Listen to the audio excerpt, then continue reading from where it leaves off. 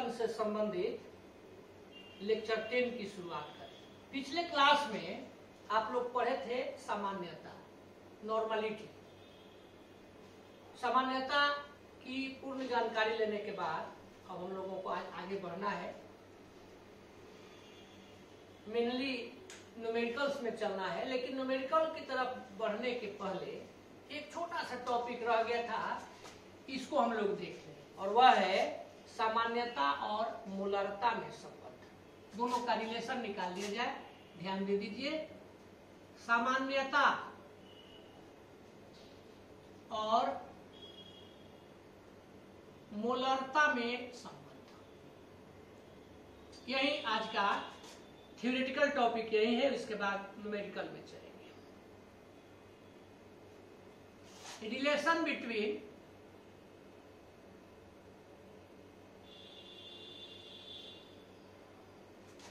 Normality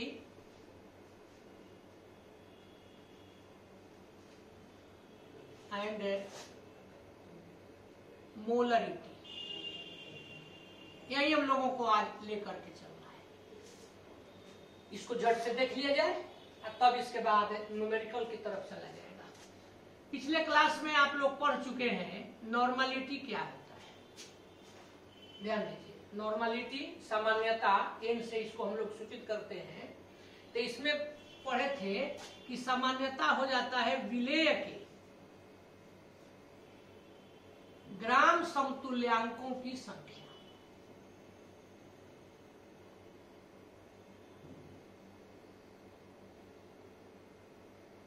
बटे क्या लिखते हैं, विलयन का आयतन।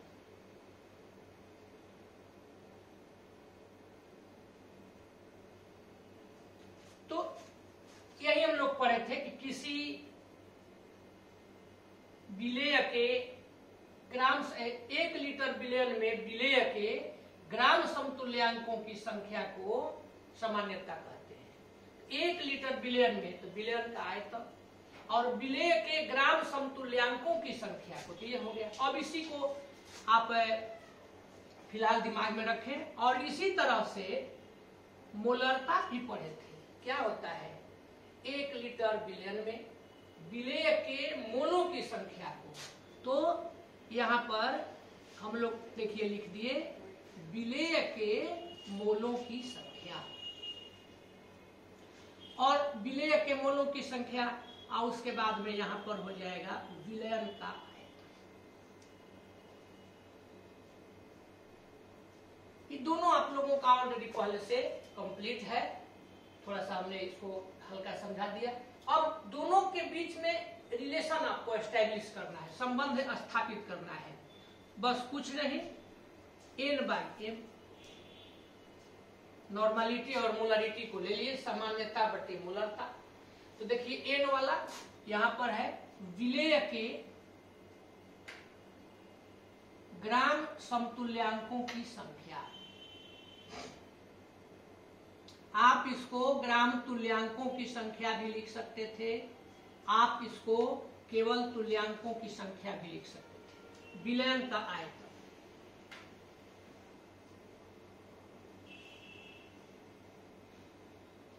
फिर अब इसके बाद नीचे देखिए लेकर के इसको चलेंगे, विलेय के मोलों की संख्या, और नीचे हो गया विलयन का आयतन।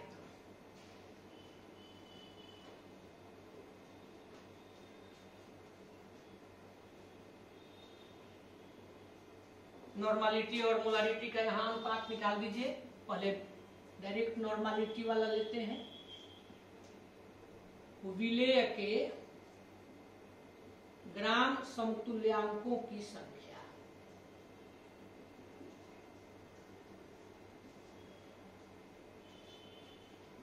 नीचे देखिए ध्यान से विलयन का आयतन।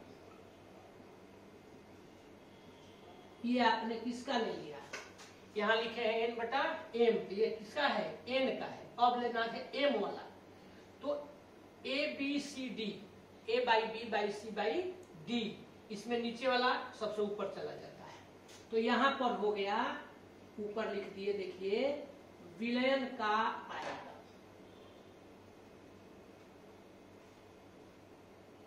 नीचे हो जाएगा ये विलेय के मोलों की संख्या।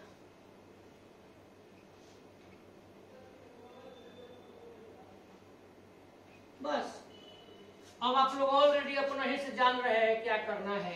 ये दोनों बेचारा कैंसिल हो गया। तो जब दोनों कैंसिल हम लोग कर दिए, अब यहाँ पर नॉर्मलिटी मोलारिटी यानी नॉर्मलता भी इसको कहते हैं, सामान्यता मोलरता। ऊपर में लिख दिया गया विलेय के ग्राम समतुल्यांकों की संख्या।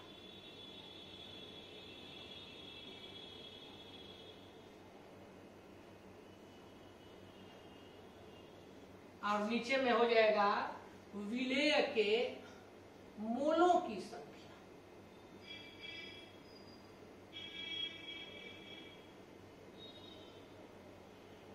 अब इसी को बढ़ाइए, तो अब जो भी हम लोगों को लिखना है वो सब विलेय का लिखना है, तो इसलिए अब विलेय विलेय नहीं लिखेंगे, बस मोलों की संख्या, ग्राम समतुल्यांकों की संख्या।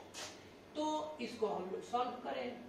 बताइए आप लोग, ग्राम समतुल्यांक जस्ट पिछले क्लास में आप देखे थे, किसको कहते हैं, ग्राम समतुल्यांक कैसे निकालते हैं। तो किसी भी पदार्थ का यदि ग्राम समतुल्यांक निकालना हो तो उसमें आप क्या करते हैं, ग्राम समतुल्यांक के लिए जितना द्रव्यमान दिया गया रहता है, यानी विलेय का जैसे है तो विलेय का दिया गया द्रव्यमान, और उस दिए गए द्रव्यमान में उसके समतुल्य भार से भाग दे देते हैं। जैसे 120 ग्राम NaOH में कितने ग्राम समतुल्यांक होंगे, तो 120 ग्राम आपका दिया हुआ है। NaOH में पूछे हैं तो NaOH का समतुल्य भार कितना होता है, तो आप निकालना जानते ही हैं, सोडियम का 23 जोड़ 16 जोड़ 1 40/140, यानी ग्राम समतुल्यांकों की संख्या क्या हो गया, दिया गया द्रव्यमान बटे समतुल्य भार, समतुल्य द्रव्यमान। तो यहाँ पर हम लोग देखिए लिख दिए दिया गया द्रव्यमान, किसका दिया गया द्रव्यमान, विलेय का दिया गया द्रव्यमान।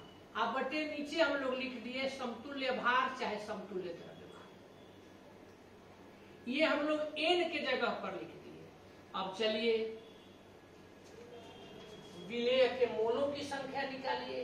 तो मोल की संख्या का क्या फॉर्मूला है, तो दिया गया द्रव्यमान बटे मोलर द्रव्यमान। तो विलेय के मोलों की संख्या के लिए क्या हो जाएगा, दिया गया द्रव्यमान बटा में देखिए यहां पर हो गया मोलर द्रव्यमान। यहां पर भी वही आ गया A/B/C/D, तो ये ऊपर चला जाएगा, ये दिया गया द्रव्यमान नीचे रह जाएगा, यानी दोनों कैंसिल हो जाएगा। एक स्टेप आपका कम लिखते हैं। तो अब ये ऊपर चला गया, तो देखिए यहां पर आ गया मोलर द्रव्यमान और नीचे हो गया समतुल्य द्रव्यमान।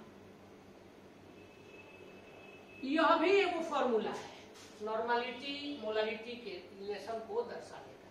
इतना पर हम लोग रुक सकते थे, वो फॉर्मूला हो गया। अब इसको फिर आगे बढ़ाते हैं। तो मोलर द्रव्यमान तो आप जानते हैं, इसमें कोई हम लोग चेंजिंग नहीं करेंगे, तो ये N/M हो गया। मोलर द्रव्यमान की जगह पर मोलर द्रव्यमान हम लोग लिख दिए। अब समतुल्य द्रव्यमान चाहे समतुल्य भार के जगह पर, भार हर जगह लिखे हैं तो यहाँ भार ही छोड़ देते हैं। समतुल्य भार कैसे निकालते हैं, तो जैसे आपको निकालना है NaOH का समतुल्य भार,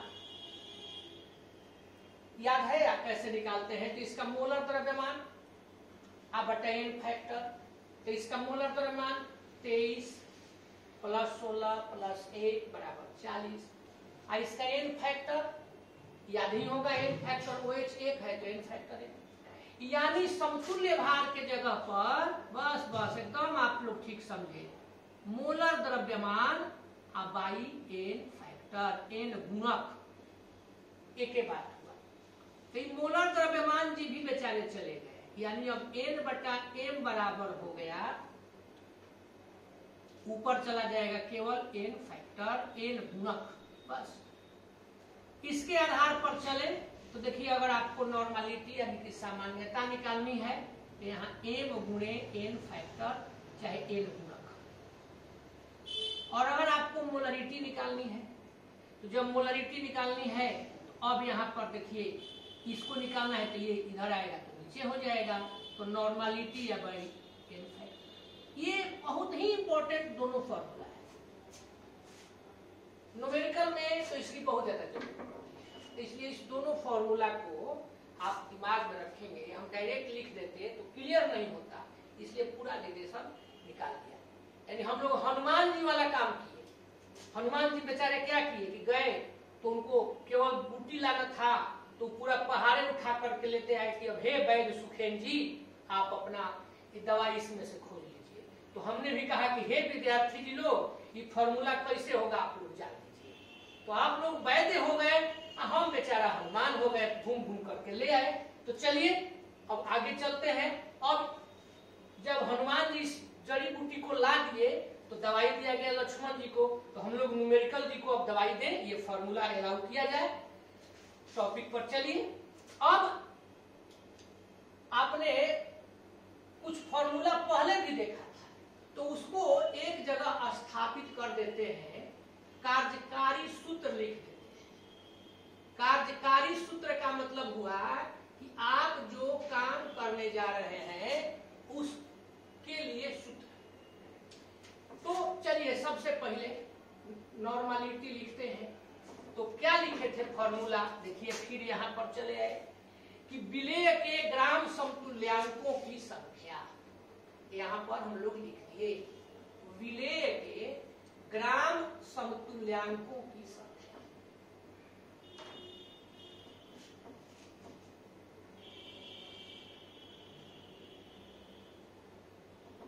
और नीचे लिख दिया गया विलयन का आयतन। तो यहां पर हम लोग ले लिए विलयन का आयतन। और इसी में यहां जरा देखिए नॉर्मलिटी इक्वल टू विलेय के ग्राम समतुल्यांकों की संख्या क्या होती है। तो दिया गया द्रव्यमान बटा समतुल्य द्रव्यमान। तो दिया गया द्रव्यमान को याद नहीं होगा आप लोगों को m1 मानते थे, आप बटा समतुल्य भार को E मान लिए, और विलयन का आयतन हो गया। ये भी किसमें होता था याद है, लीटर में। यानी अगर प्रश्न आपको लीटर में दिया रहे तो ये फॉर्मूला अलाउ करेंगे। और कभी कभी मिलीलीटर में दे देता है, तो मिलीलीटर में दे देता है तो फिक्र नोट, एकदम चिंता मत करिए। यहाँ देखिए m1 by E into V।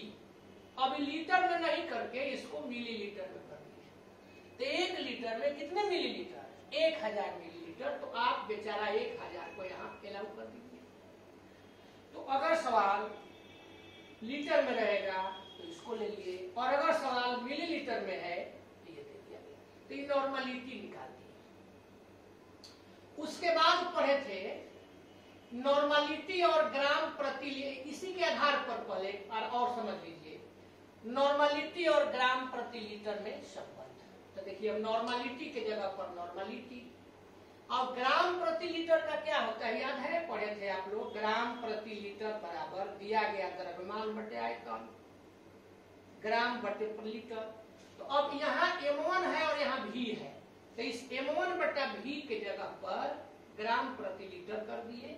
आई बेचारा एगो बच गया E, तो यहाँ तो ये हम लोग एक नया फॉर्मूला अरेंज कर दिए। थर्ड नंबर पर देखिए चलते हैं। अब जैसे पूछ देता है कि जो विलेय है उस विलेय का द्रव्यमान निकालिए, यानी कितना ग्राम कोई पदार्थ मिलाया गया है। तो अब आपको निकालना है वो विलेय का द्रव्यमान कैसे ज्ञात करेंगे। तो देखिए विलेय के लिए द्रव्यमान जो दिया रहता है हम लोग स्मॉल m1 लेते हैं। तो यहाँ m1 बराबर n इंटू ई इंटू भी, n इंटू ई इंटू भी। यहाँ भी लीटर में है, यादें हैं, लीटर में लिख दिए, जरूरत तो नहीं था लिखने का। m1 बराबर इससे चलिए n इंटू ई इंटू भी by 1000, n into E into भी जब रहेगा मिलीलीटर में बटे 1000। तो इससे आप द्रव्यमान निकाल देंगे, किसका? विलेय का, माने जो पदार्थ खुला है। अब क्वेश्चन में आपको देखना होगा। चौथा नंबर पर फोर्थ फार्मूला के अंतर्गत यही जो अभी हम लोग पता किए हैं इसको लिख देते हैं। देखिए नॉर्मलिटी निकालना हो तो m कैपिटल M माने molarity into n factor, Hindi में इसको n गुणक कहते हैं, हम लोग दोनों लेके चल सकते हैं। m इजिकल टू n माने सामान्यता बटे n, ये हो जाएगा। और कुछ है नॉर्मलिटी में, जस्ट इसके पिछला में बताए थे। तनु विलयन अगर आप बनाते हैं तो तनु विलयन के लिए नॉर्मलिटी का फॉर्मूला n1v1 बराबर बताए थे n2v2। और चलिए लास्ट कर देते हैं। अब लास्ट में यहाँ मिक्स जो हम लोग विलयन बनाए थे, मिक्सचर की नॉर्मलिटी, मिश्रण की सामान्यता, तो उसके लिए याद नहीं होगा, आया था फॉर्मूला n1v1 प्लस n2v2 बराबर लिए थे n v1 plus n is equal to, देखिए n1v1 plus n2v2 by v1 plus, ये आपका टोटल थ्योरी से रिलेटेड टोटल फॉर्मूला हम नॉर्मलिटी से दे दिए। आपको न्यूमेरिकल किसी भी टॉपिक का बनाना हो, नो प्रॉब्लम, नॉर्मलिटी को कैलकुलेट करने में, निकालने में केवल फॉर्मूला की जरूरत, आप पहले देख ले, एक बार समझ ले, चले। अब देखिए अब आगे हम इसको रहने देंगे, ये मिटा देते हैं। ध्यान दीजिए, कितने बच्चे यह बोलते हैं कि न्यूमेरिकल बड़ी टेढ़ा होता है, लेकिन आप जरा ध्यान दें तो देखिएगा कि न्यूमेरिकल से तो आसान कुछ होता नहीं है, बस थोड़ा सा थ्योरी की जरूरत है। तो यहाँ पर आज हम लोग न्यूमेरिकल के दौर से गुजरेंगे। देखिए नॉर्मलिटी से रिलेटेड न्यूमेरिकल, यदि 250 मिलीलीटर विलयन में 10 ग्राम NaOH घुला हो, यहां पर देखिए हम लोग ले लिए, तो विलयन की सामान्यता तथा मोलरता की गणना करें। ये दोनों आप लोग निकाल दीजिए, यही दोनों तो निकालना है। तो चलिए एगो कोई निकालिए, हम सामान्यता ही निकालते हैं। जहां न्यूमेरिकल बनाना हो, जब न्यूमेरिकल बनाना हो, पहले उसका फॉर्मूला लिख दीजिए। देखिए यहाँ फॉर्मूला होता है n बराबर, चलिए n बराबर 2 है, m1 by e into v, m1 into 1000 by e into v। हम लोग कौन लागू करेंगे इसमें, तो यहाँ मिलीलीटर में है तो ये लेंगे, और अगर आप ये नहीं भी लेते हैं तो जो मिलीलीटर है उसको लीटर में बदल देंगे तो ये लेंगे। तो m1 इंटू 1000 और नीचे हो गया देखिए E इंटू V। बस अब ये आप खोजिए, तीनों रख दीजिए, बन गया। M1 का मतलब जो भी विलय लिए है उसका दिया गया द्रव्यमान। तो देखिए कहता है कि 250 मिलीलीटर विलयन में 10 ग्राम NaOH घुला है, तो 10 ग्राम विलय हुआ, स्मॉल m1 हो गया 10 ग्राम, और 250 मिलीलीटर विलयन में, तो 250 कौन चीज हुआ, आयतन भी 250 मिलीलीटर। अब यदि ये 1000 हटाएंगे तो बटा 1000 लिख देंगे, तो 250 मिलीलीटर।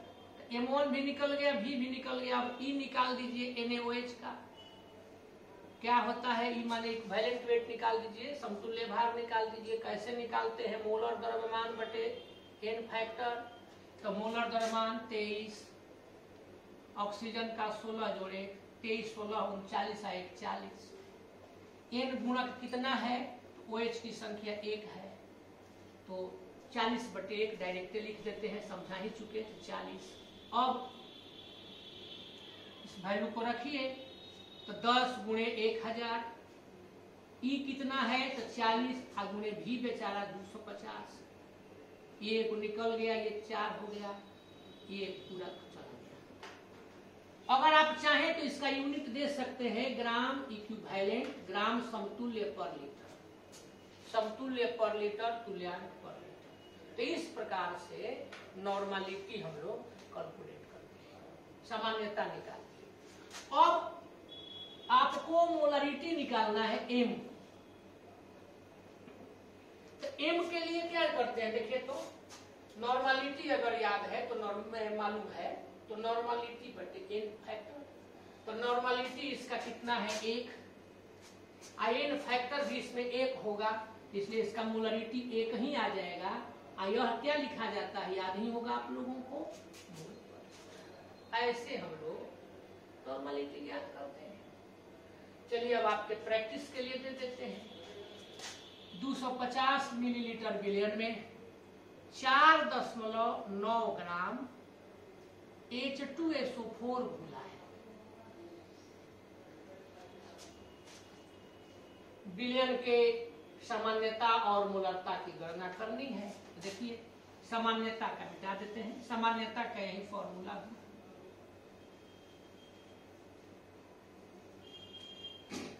n बराबर m1 into 1000 E into V। अब सामान्यता ज्ञात करने के लिए m1 चाहिए 4.9 ग्राम, ये क्वेश्चन नंबर 2 हो गया, 4.9 ग्राम। आयतन पहले ही वाला ठीक है 250 मिलीलीटर। उसके बाद में अब ई आपको निकाल देना है समतुल्य भार किसका, सल्फ्यूरिक अम्ल। तो कैसे निकालिएगा, अनुभार चाहे मोलर द्रव्यमान। तो मोलर द्रव्यमान इसका देखिए 1 गुणे 2, सल्फर का 32, 16 चौक 64। तो ये पूरा जोड़ दीजिएगा तो 98, 64 और 32 96 तो 98। अब 98 आया, अब बटे इसका क्या लिखते हैं एन फैक्टर, एन गुणक। तो एन गुणक कितना होगा 2। तो जब एन गुणक 2 होगा तो इसको हम लोग कैलकुलेट कर दिए, यानी यहाँ 49। बस अब रखिए, अपने से काम करना है। m1 तो m1 दिया हुआ है 4.9 1000, ई आ गया देखिए 49 और भी 250। बस ये इससे कैलकुलेट हो गया, ये आपका हो गया 25 चौका 100, और ये करा दीजिएगा 0.1, यहाँ आ गया 0.4। नॉर्मलिटी इसका इस प्रकार से हम लोग कोई भी न्यूमेरिकल बनाना होता है, इसका यूनिट लिखना है तो ग्राम समतुल्यांक पर लीटर लेकर के चला जाता है। इस प्रकार से आप कुछ भी दे उसमें बना सकते हैं। तो दोनों सवाल आप कंप्लीट कर लिए। तीसरा सवाल है, 3rd नंबर प्रॉब्लम देखिए देते हैं। 98% सल्फ्यूरिक अम्ल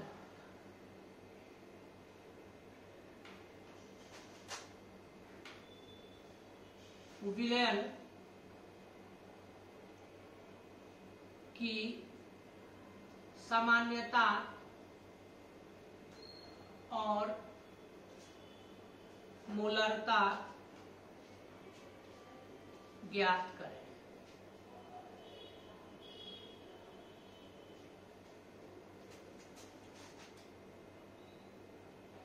अब आप इसमें दोनों कैसे निकालिएगा ये ध्यान देना है। तो देखिए याद होगा प्रतिशतता आप पढ़े थे, तो उसमें बताए थे कि 3 तरह से प्रतिशतता को लिखा जाता है। W/W प्रतिशत में, प्रतिशत W/V, V/V। फिर बताए थे कि अगर कोई निर्देश नहीं दिया हो, जैसे इसमें दे दिया है केवल 98%, कोई निर्देश नहीं दिया हो तो वहां हम लोग प्रतिशतता को कैसे लेके चलते हैं, याद है W/V, द्रव्यमान आयतन प्रतिशत। तो यहाँ 98% सल्फ्यूरिक अम्ल का मतलब हुआ 98% W/V सल्फ्यूरिक अम्ल, ये इसका अर्थ हुआ। अब यही सवाल दिया हुआ है, कह रहा है कि सामान्यता भी निकालिए, मोलरता भी निकालिए। तो देखिए अब इसमें आपको जब नॉर्मलिटी सामान्यता निकालनी है तो n बराबर वही m1 गुणे 1000 अब y हो जाएगा E गुणे v। m1 अब 98% W/V का मतलब क्या हुआ कि इस विलयन में H2SO4 जो कि विलेय के रूप में घुला हुआ है वह कितना है, 98 ग्राम है। आयतन कितना है, तो भी आयतन हो गया 100 मिलीलीटर विलयन है, यानी विलेयता, विलेय यहाँ पर है H2SO4, तो यहाँ H2SO4 का द्रव्यमान 98 ग्राम और विलयन का आयतन यहाँ हम लोग देखिए ले लिए, विलयन के आयतन को भी से सूचित करते हैं 100 मिलीलीटर। तो ये m1 निकल गया, v निकल गया, E निकाल दिया जाए, सामान्यता इक्विवेलेंट वेट, समतुल्य भार किसका अब की बात, तो यहाँ जैसे H2SO4 का किए थे वही H2SO4। अब H2SO4 का निकालिए, तो आप ऑलरेडी निकाल चुके हैं, 49 यहाँ छोड़े थे। इसके बाद अब आप लेकर के चलिए m1, तो m1 कितना है, तो 98, 1000, E कितना है तो 49 और V कितना है तो 100 मिलीलीटर। ये कट गया 10 मर्तबे, ये 2 मर्तबे, तो इसका सामान्यता आ गया 20। यूनिट देना हो तो यहाँ देखिए नीचे लिख देते हैं, सामान्यता हो गया 20 ग्राम। असमतुल्यांक एक साथ है तो ग्राम समतुल्यांक प्रति लीटर, यहाँ नॉर्मलिटी। अब आपको मोलरिटी निकालना है, मोलरता निकालना है, इसमें भी छोड़ दिए, तो मोलरता कैसे निकालिएगा, तो देखिए n बटा n गुणक, तो यहाँ हो जाएगा n बटा n गुणक। n क्या है, कैपिटल, तो सामान्यता, तो सामान्यता कितनी है तो 20। n गुणक कितना है, तो देखिए n फैक्टर इसमें कितना आएगा, जब H2SO4 है तो n फैक्टर 2 होगा, ये आपका हो गया 10। और इसमें क्या लिखते हैं, मोल प्रति लीटर, इसका आता है यूनिट, लिखते हैं मोल प्रति। तो अब यहाँ जो छोड़े थे आप लोग खुद भी निकाल सकते हैं, n बटा n गुणक, n इसका 0.4 है, अब बटा n गुणक इसमें भी 2 है, तो ये आपका हो गया 0.2, यहाँ आ गया मोल प्रति लीटर। इस प्रकार से हम लोग न्यूमेरिकल, कोई भी सवाल हो। अब इसी तरह से देखिए 4th नंबर पर आपका दिया हुआ है 10% W/V NaOH विलयन की सामान्यता ज्ञात करें। मान लीजिए मोलरता भी दे दिया, तो एक दे तो वो ठीक है, नहीं तो असहु छोड़ देंगे तो कोई बात नहीं। रिवीजन के लिए हम दोनों दे देते हैं, सामान्यता और मोलरता ज्ञात करें, तो अपने से दे देते हैं, बनाइएगा, ध्यान दे दीजिए, हिंट कर देते हैं। नॉर्मलिटी का देखिए फॉर्मूला है m1 गुणे 1000 E गुणे V। यहाँ m1 माने विलेय का द्रव्यमान, तो यहाँ हो जाएगा 10 ग्राम, तो m1 बराबर 10 ग्राम, क्लियर। V यहाँ दिया हुआ है, यहाँ पर तो हम W/V लिखे थे, यहाँ ऑलरेडी दिया हुआ है, तो V हो गया 100 मिलीलीटर। और इसका समतुल्य भार E कितना हो जाएगा, तो Na का 23 जोड़ 16 जोड़ 1 40, हाँ बटा OH एगो है तो n गुणक 40, तो m1 आ गया 10, V आ गया 100 मिलीलीटर, E आ गया 40, तो आप नॉर्मलिटी निकाल देंगे। मोलरिता, तो मोलरता बराबर n बटा n गुणक, n जितना आएगा उतना ठीक है, और इसका n गुणक क्या होगा, ऐसे निकालेंगे। अब यही सवाल देखिए 5 नंबर के रूप में कर दिए, 10% W/W NaOH विलयन की सामान्यता ज्ञात करें। मोलरता भी पूछ सकता था, छोड़ देते हैं, सामान्यता ज्ञात। तो अभी इसमें हमको कुछ और जोड़ना है। देखिए अभी सवाल पूरा नहीं लिखते हैं और जोड़ेंगे बिना, पहले इतना ही अगर दे दिया जाए तो कैसे ट्राई करिएगा इसको। देखिए सवाल अधूरा छोड़े हैं तो निश्चित रूप से आप आकर के रुकिएगा। कहाँ रुकिएगा ये हम लोगों को देखना है। अब देखिए यहां से बनाते हैं, जो सवाल में छूटा हुआ है लिखेंगे 10% W/W। नॉर्मलिटी निकालना है। नॉर्मलिटी का फॉर्मूला M1 गुणे 1000 E गुणे V। तो अब इसको ज्ञात करने के लिए आप यहाँ पर देखिए M1 यह है 10%, ध्यान दीजिए W/W, यानी NaOH विलयन का, NaOH का द्रव्यमान, ये विलय है, इसको M1 लिख देंगे, ये आपका हुआ 10 ग्राम। अब यहाँ पर जब W ही दिया है तो वह क्या हो जाएगा, विलयन का द्रव्यमान हो जाएगा कितना, 100 ग्राम। याद है ना प्रतिशत का। तो M1 हमको मिल चुका है, V और E नहीं निकला है, तो E तो हम लोग निकाल देंगे। NaOH का देखिए यहाँ E निकल गया, ऊपर वाला में बनाए थे, समझाए भी थे 40। हम लोगों को चाहिए V, इतना पर संभव नहीं है। तो अगर इतना ही छोड़ दिया जाए तो सवाल गलत। तो यहाँ सवाल में दिया हुआ है विलयन का घनत्व, इस तरह का रहेगा तो जरूर दिया रहेगा। ये विलयन का घनत्व तो दिया हुआ 1.2 ग्राम प्रति मिलीलीटर। अब इससे आप विलयन का आयतन निकालिए। देखिए विलयन का आयतन, आपने फॉर्मूला पढ़ा था कि घनत्व इक्वल टू, घनत्व को रो से लिखते हैं द्रव्यमान बटे आयतन। अब आपको निकालना है आयतन, तो आयतन इक्वल टू द्रव्यमान बटे घनत्व। तो विलयन का आयतन, तो ये आपका हो जाएगा विलयन का द्रव्यमान बटे विलयन का घनत्व। आयतन हो जाएगा V। तब द्रव्यमान कितना दिया हुआ है, देखिए 100 ग्राम, घनत्व है 1.2 ग्राम प्रति मिलीलीटर। ये आप ग्राम से ग्राम कैंसिल हो जाएगा, मिलीलीटर ऊपर चला जाएगा, तो 100/1.2 मिलीलीटर।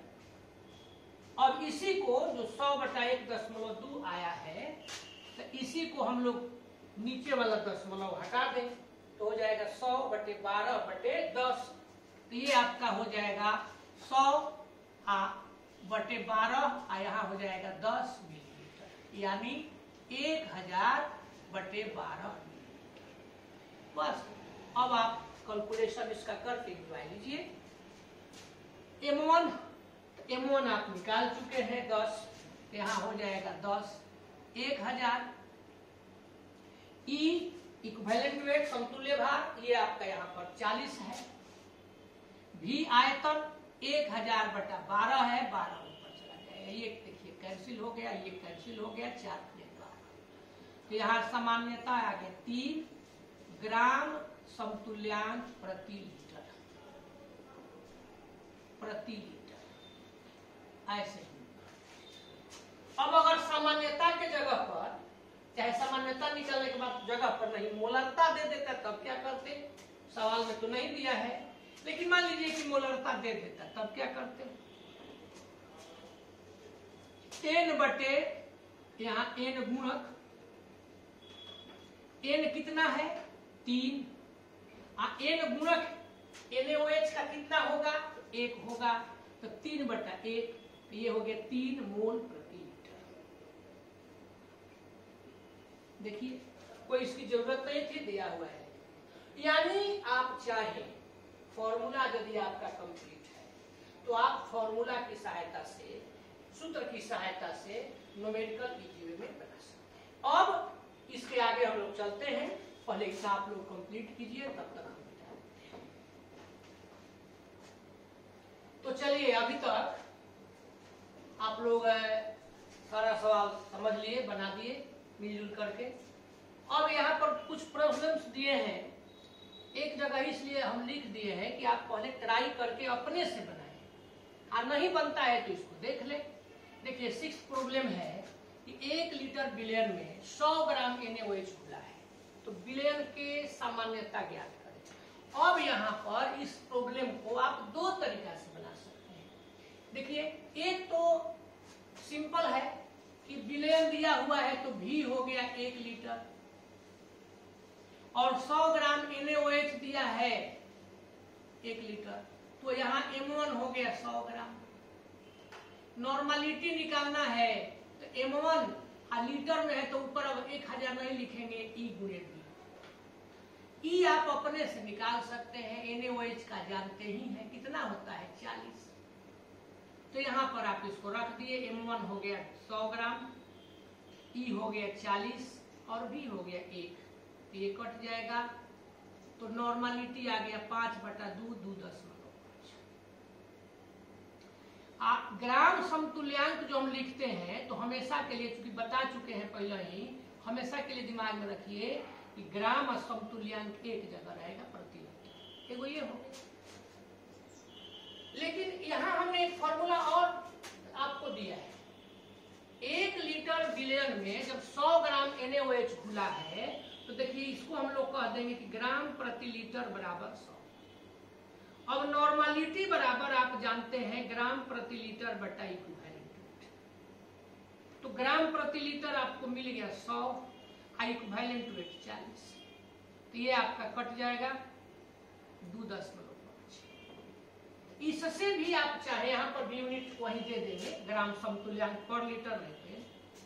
तो मेन हमको यही फॉर्मूला समझाना था कि यहाँ पर भी आपको यदि कंसेप्ट क्लियर है तो ये सभी फॉर्मूला तैयार है, इससे भी आप बना सकते हैं।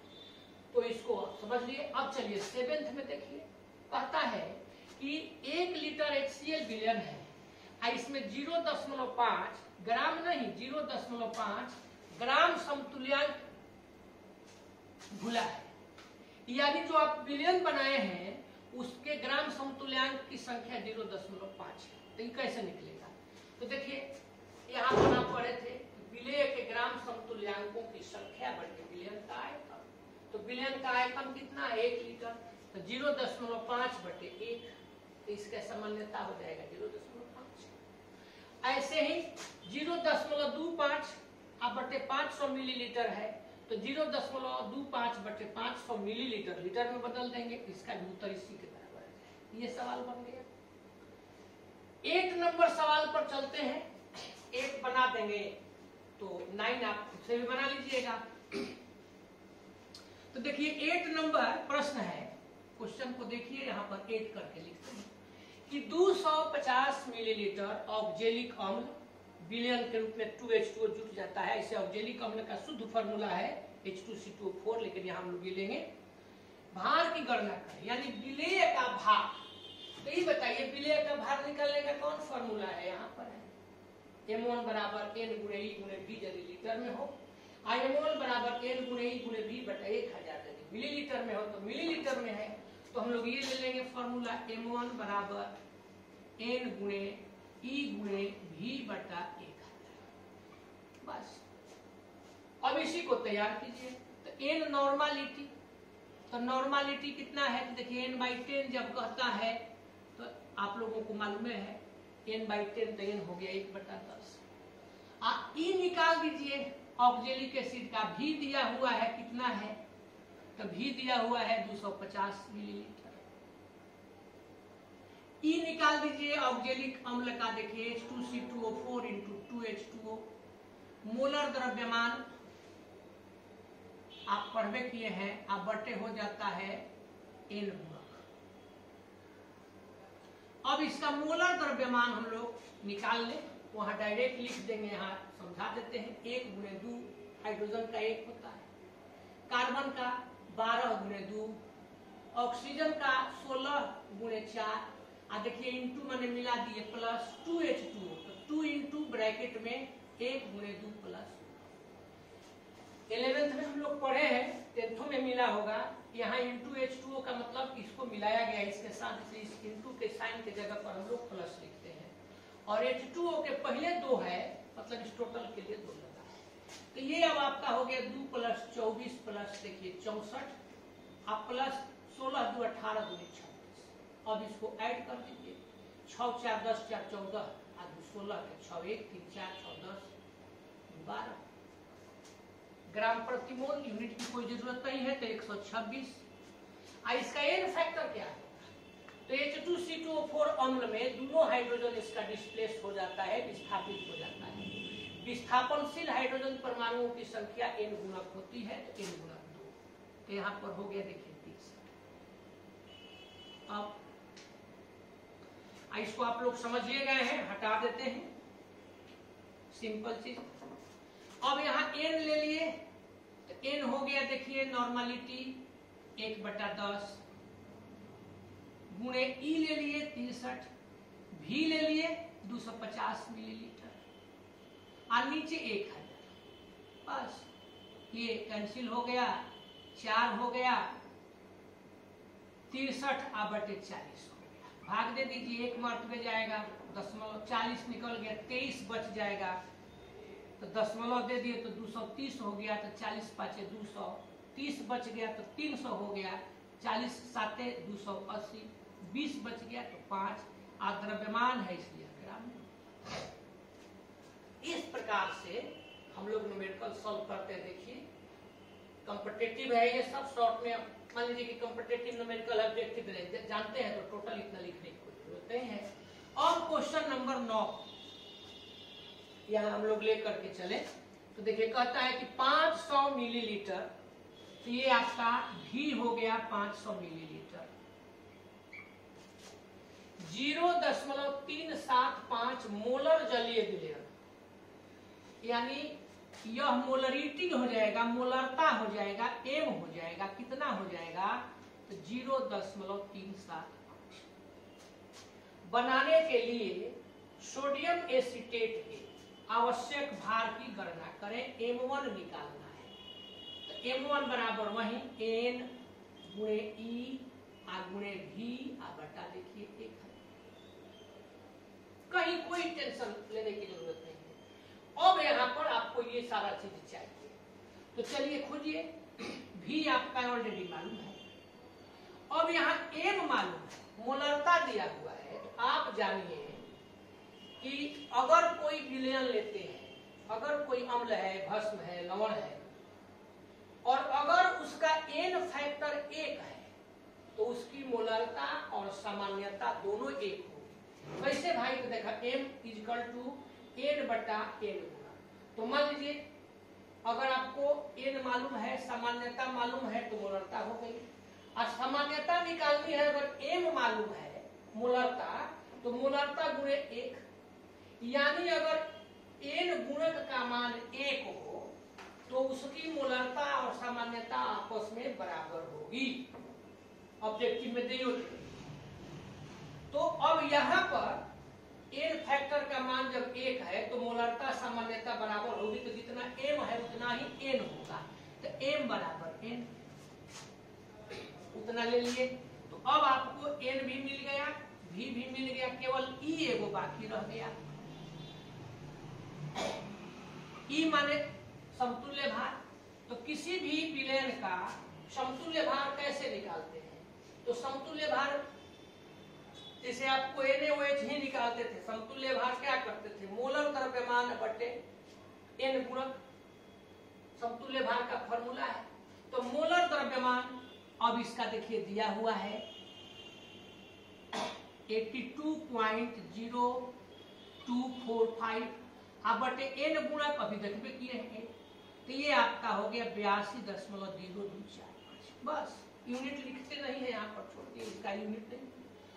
अब आप इसी वैल्यू को रखिए, n का वैल्यू 0.375, E कितना? तो 82.0245, V कितना? तो 250 बटा हो जाएगा 1000। अब इसको अपने से कैलकुलेट करना है। एक सवाल उसमें तो हम तो सोचे थे कि इसको छोड़ देंगे, इतना लिखा गया। अब आप इसको अपने से कैलकुलेट कर लीजिए, जो भी आंसर आएगा वह आप बता दीजिएगा। कुछ तो काम करना ही चाहिए। तो इस प्रकार से हम लोग भार निकालना सीखे। एक टाइप केवल और बच रहा है, इसको देख लिया जाए झट से। बहुत ज्यादा मेहनत नहीं है, छोटा छोटा सवाल है।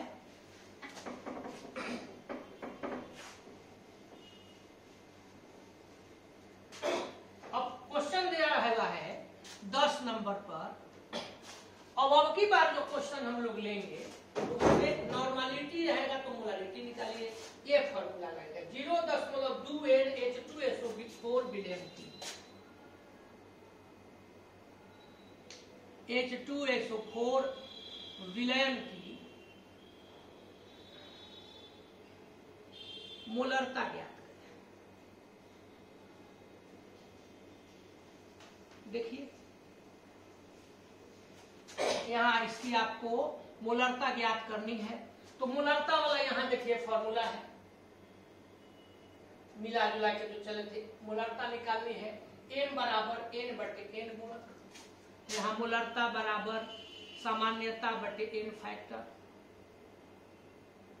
अब आपको n मालूम होना चाहिए, तो यहाँ देखिए दिया हुआ है 0.2 0.2 और n फैक्टर आपको निकालना है। तो आप यह बताएं n फैक्टर यहाँ पर क्या होगा। तो यह H2SO4 है, तो इसमें 2 गो विस्थापनशील हाइड्रोजन है, n फैक्टर 2 होगा। तो जब n फैक्टर 2 होगा तो अब आप इसका निकाल दीजिए। तो n हो गया 0.2 बटे 2, कट जाएगा 0.1, यूनिट आप इसका दे देंगे, मोल प्रति लीटर में बदल जाएगा। जस्ट यही सवाल अब देखिए बदल करके देखिए 0.2 यहाँ m कर दिए, क्वेश्चन नंबर 11 हो जाएगा। अब H2SO4 विलयन की सामान्यता ज्ञात करें। तो अब कुछ नहीं, m यहाँ दिया हुआ है। अब आपको n निकालना है। तो n वाला देखिए फॉर्मूला यहाँ दिया हुआ है, m गुणे n गुणा। तो यहाँ पर अब इसको हटा देंगे, ये m आ गया, गुणे n गुणक ले लिए। m यहाँ 0.2 है, n गुणक 2 है 0.4 ग्राम समतुल्यांक प्रति लीटर। यूनिट आप चाहे तो दे सकते हैं। ऐसे बनता है। तो कोई भी प्रॉब्लम इसी तरह से आपसे पूछ सकता है। अब 12 नंबर पर देखिए चलते हैं। इसी को अब 0.2 m यहाँ दे दिए, H3PO4 विलयन की सामान्यता ज्ञात करें। H3PO3 कर देते हैं पहले। बहुत अच्छा, चलिए m कितना है 0.2, यहाँ n गुणक, तो इसका H3PO3 का n फैक्टर 2 ही होता है, तो यही रह जाएगा। अब आपको n निकालना है, तो m गुणे n गुणक यही हो जाएगा।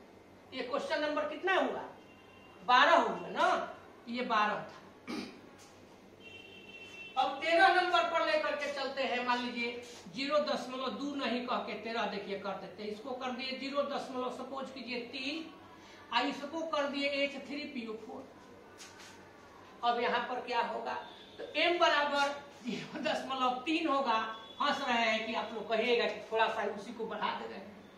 m यहाँ 0.3 है, सामान्यता निकालनी है, n गुणा का क्या होगा। तो जब H3PO4 हो तो यहाँ इसमें तीनों हाइड्रोजन विस्थापित होता है, तो 3 होगा। अब देखिए m गुणे n गुणक, तो m के जगह पर भी यह 3 है, n गुणक भी यहाँ पर 3 है, ये 0.9 हो जाएगा। ऐसे निकालते हैं। अब 14 नंबर जो क्वेश्चन है, तो इसको हम लास्ट कर देते हैं, लास्ट बोल देते हैं, नहीं तो कहिएगा कि एक दो ठोकर के सर बहुत ज्यादा सवाल बनवा दिए। तो ऑब्जेक्टिव्स कर दिए। इसमें भी एस जोड़े हैं, तो इसका मतलब है कि एगो से अधिक सवाल है, लेकिन घबराना नहीं है, एकदम आसान है। एक भास्मिक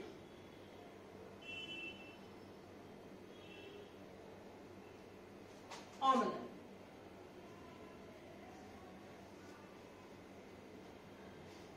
के लिए अणुभार और समतुल्य भार में क्या संबंध होगा? यहां पर अणुभार बराबर यहां लिख दिए कितना गुणे समतुल्य भार, और उसके बाद यहां लिख दिए मोलरता और सामान्यता में संबंध, कितना गुणे सामान्यता, ये निकालना है। तो देखिए, जब एक भास्मिक होगा तो उसका अणुभार यानी मोलिकुलर वेट जितना होगा उतना ही समतुल्य भार होगा। जैसे सपोज कीजिए आप लेते हैं HNO3, 1 जोड़ 14 जोड़ 48, 48 और 52 10 62 है 31, ये इसका अणुभार हुआ। समतुल्य भार यदि निकालना हो तो इसमें एगो H है, N फैक्टर यहाँ 1 होगा तो 63/1, यानी अणुभार और समतुल्य भार आपस में बराबर होंगे, अर्थात अणुभार बराबर समतुल्य भार। अब गुणे पूछ रहा है कि यहाँ कितना होगा, तो 1 लिख सकते हैं हम लोग। इसी प्रकार से मोलरता और सामान्यता भी आपस में बराबर होगी, तो यहाँ भी 1 लिखा। ये हम एक भास्मिक अम्ल के लिए दिए थे। अब वैसा भस्म लीजिए जिसकी अम्लीयता 1 है, एक अम्ल की भस्म के लिए, यानी जिस भस्म की अम्लीयता हो उसके लिए तो सेम चीज हो जाएगा। दूसरा का देखिए तो द्विभास्मिक अम्ल,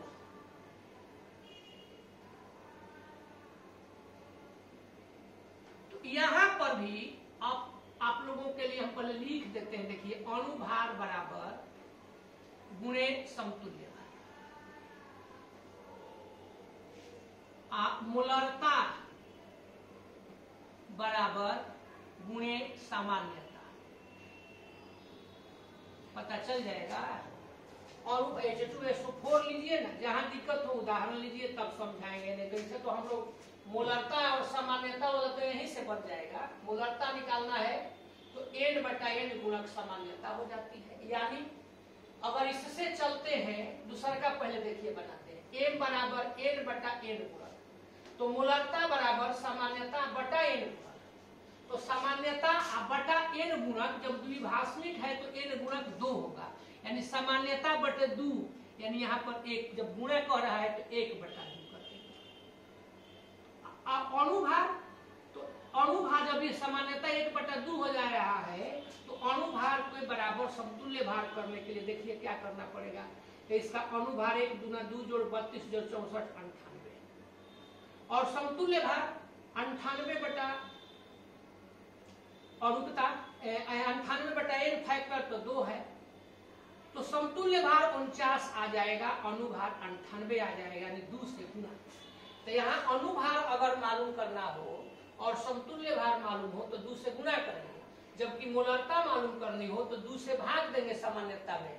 अब गुना का चिन्ह दिया हुआ है तो 1/3। और चलिए अब इसके बाद एकदम 1 2 3 आज आप लोग फ्री हो जाएंगे इस टॉपिक से।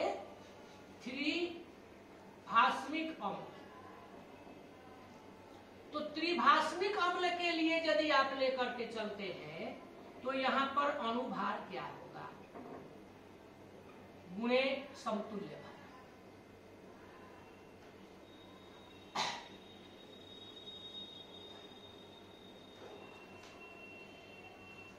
उसके बाद में मोलरता क्या होगी, मोलरता बराबर डॉट डॉट गुणे सामान्यता। इसको हम नहीं बोलेंगे, बस इसको अपने से करना है। ठीक इसके जैसा यह है, पहला तो सब ठीक है था। तो इस तरह से हम लोग ध्यान दीजिए, कंप्लीट करें पूरा कोर्स, पूरा हम लोग कंसंट्रेशन को कंप्लीट कर दिए। सांद्रण, विलयन का सांद्रण कितने रूपों में दिया जाता है, किया जाता है, ये हम लोग निकाल दिए। तो आपके विलयन चैप्टर से जो सांद्रण टॉपिक था उसको हम लोग पूरा पूरा कंप्लीट किए, पूरा पूरा पूर्ण किए। अब चलना है अगला टॉपिक, विलेयता, सॉल्युबिलिटी। तो इसका आनंद हम लोग अगले क्लास में लेंगे। विलेयता का आनंद अगले क्लास में लिया जाए। तो आज इस सबको बनाइए और बना करके आनंद से परमानंद की ओर बढ़िए और सुखद क्षण का आप आनंद लीजिए, प्रसन्न रहिए और अगले क्लास का इंतजार कीजिए। धन्यवाद।